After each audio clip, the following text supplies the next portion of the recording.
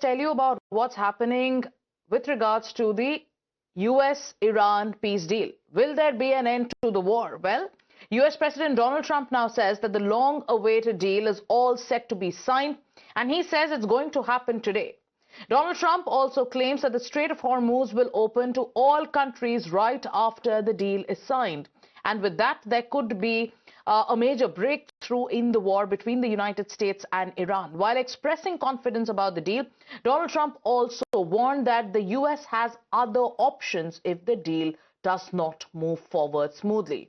The world is now watching closely as hopes grow for a deal that could reduce tensions and bring greater stability to the region. Donald Trump says, and I'm going to quote from his post, he says, Barack Obama's deal with Iran, the JCPOA, was an easy, beautiful, smooth road to a nuclear weapon, which Iran would have had 6 years ago and would have used long before now. My agreement with Iran is the exact opposite.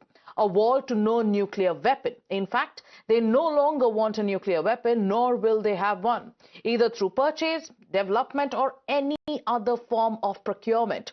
The deal is scheduled to get signed tomorrow, and immediately after it is signed, the Hormuz Strait is open to all. Our relationship with Iran is much different and better one than previous administrations have had.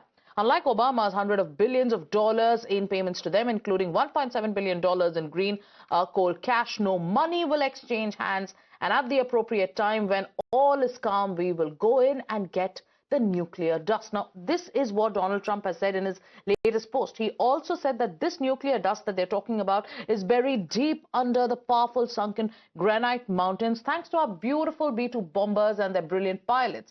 And also he goes ahead and he says that they will go ahead and they will destroy it, whether in Iran or in the United States. And we are looking forward to working with Iran and the entire Middle East long into the future. Hopefully this process will all work out quickly, easily and smoothly. And if it doesn't, we have the ultimate alternative. So Donald Trump once again talking about the ultimate alternative, but also adding hopefully never to be used again. So this was Donald Trump's latest post. Donald Trump is confident that the deal is set to be inked. Since yesterday, we've been hearing it could happen today. Some are saying it could happen tomorrow. But what is Iran saying? What is Iran's version on the peace deal? Iran has been more cautious about the timeline. A spokesperson for Iran's foreign ministry officials say that they are still waiting for confirmation on the exact signing date. There would be a deal, but but not today. That is Sunday. It will be in the coming days. So here there is some kind of a contradiction when it comes to the timeline. Srinjoy is with us. Srinjoy, with all the rhetoric that's coming in, one from the United States, number two from Iran, one thing is for sure that yes, there is a blueprint. The deal is ready. But are both sides ready to sign it immediately? Donald Trump says it's going to happen today. That is Sunday. Iran is saying that we are not going to rush into anything. We are still going through the terms of the deal, and the signing may or may not happen, will not happen today. So what are you hearing? When is the deal going to be signed? When is this?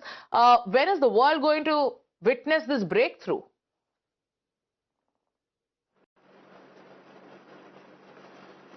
In all these weeks and months, you've heard a lot of things. It's important to see what people do and not what people say. Now, President Trump has said different things at different times. Now, he is saying that the deal is going to be signed today. Now, the Iranians are not so sure. And you would imagine that it takes both sides to get a deal done. Correct. So if two sides have to sign, and one side is not very happy about it as yet, or is not very certain about it as yet, how do you expect the deal to be signed today? So that's really the first thing. The Iranians have not said anywhere they are happy with the deal, or they agree with the deal, or they agree with the terms of the deal. Right. So as a result, it's important to see what the Iranians have to say, and the Iranians will then arrive at a place and sign the deal. President Trump has spoken about the deal being signed in Europe. Right. Where in Europe? Have the Americans reached that place in Europe? Have the Iranians reached that place in Europe? Europe. Where is that ceremony going to be done? So all of that is up in the air. Yes, one other option is to do it digitally. If it is to be done digitally, has the President of the United States told us about it? He says so many things at virtually every day, and sometimes different things at different times. Right. But this is such a small thing. Is it going to be done digitally? And if it is going to be done digitally, then when? Then what happens to all those countries that are now trying to play mediator, or they also want some credit? I'm talking about Pakistan. Let's actually take that question to Mayank. Mayank, while both sides are giving us an indication that there is a blueprint, there is a deal that is in place, we still are hearing contradictory voices when it comes to the timeline. Donald Trump says the deal could be signed today, that is the Sunday. Iran says that the timeline hasn't been finalized.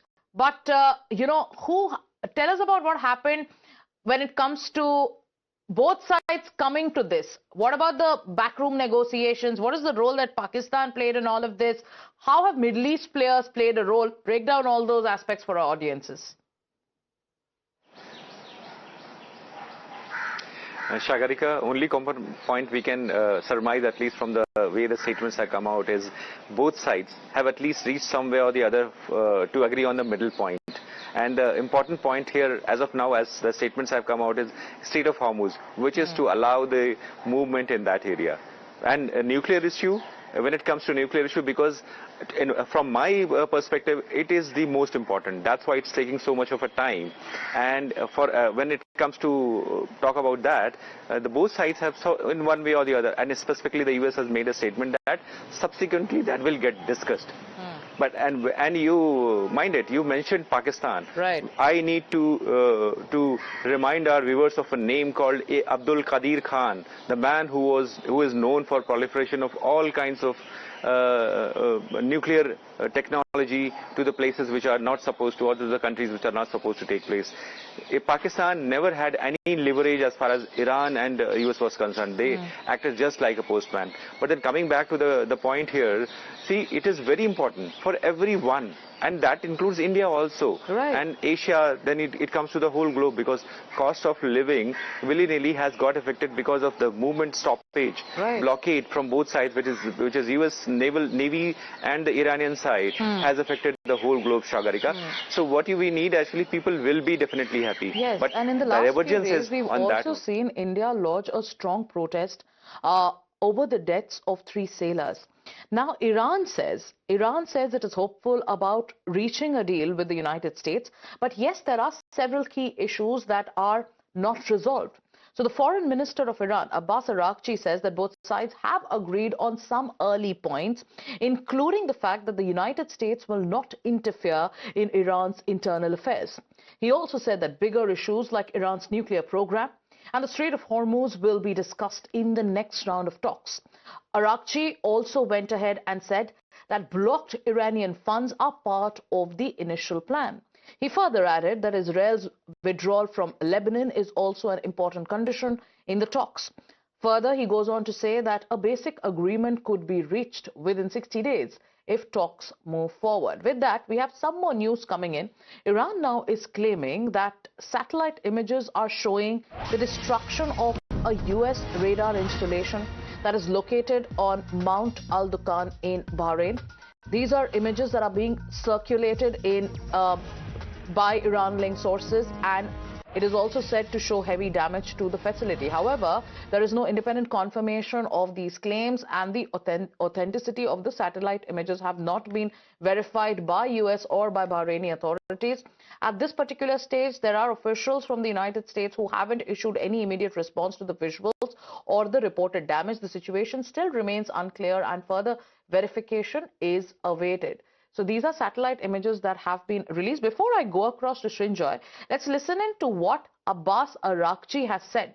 Now, remember, viewers, there are also hardliners in Iran who are not very happy with the fact that both Iran and the United States are arriving at a deal. There are hardliners who are raising their voice against both Abbas Araghchi and also Ghalibaf. But before that, let's listen into what Abbas Araghchi said.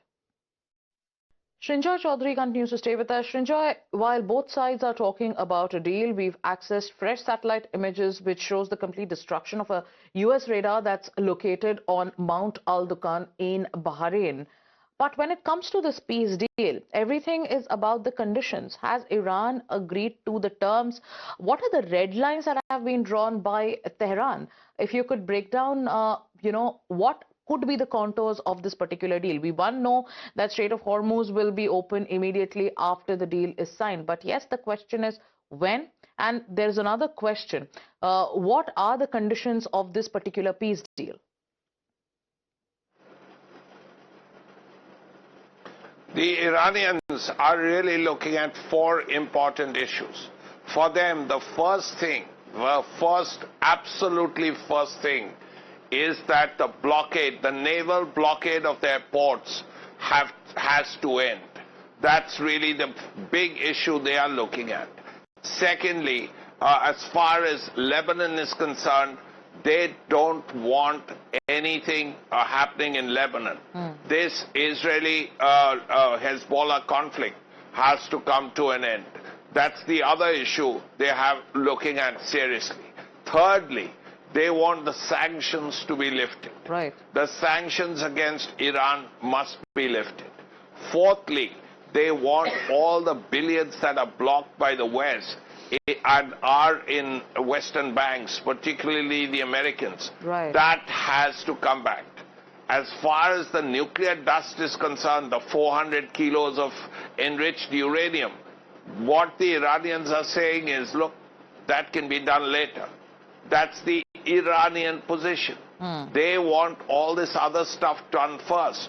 And then you deal with the nuclear dust, as it's called, the 60% enriched uranium, right. 400 plus kilos of it. So at this point, the Iranians have four things on their agenda. And the first, as you know, is very clearly lift the blockade. Then Lebanon, then sanctions, and then the money back. And that is why the questions are, when it comes to the reopening of Hormuz, who's going to blink first? Will it start with US easing its restrictions, or will it start with Iran complying to whatever is written in the peace deal on the Strait of Hormuz? Second point, uranium stockpile. What's going to happen next? What will Iran do? Number one, the three options that are on the table is, destruction of the stockpile, export, or then keep it. Sanctions relief, another aspect. How much and how fast will that happen? Nuclear program, Iran's nuclear program, what limits are going to apply? Because US President Donald Trump has been saying constantly that Iran cannot have nuclear weapons. When it comes to inspections, how much access will the Iran give United States? Shipping security, who is going to guarantee safe passage of ships once the deal is signed and once Strait of Hormuz is opened up? And finally, the implementation of the deal. Over the last many days, we've been saying, both sides saying a lot, but if a deal is signed and given the current scenario, what is going to happen? Who is going to ensure the implementation of the peace deal? Will both sides adhere, or will we keep seeing U-turns again and again? Srinjoy and Mayank, continue staying with us.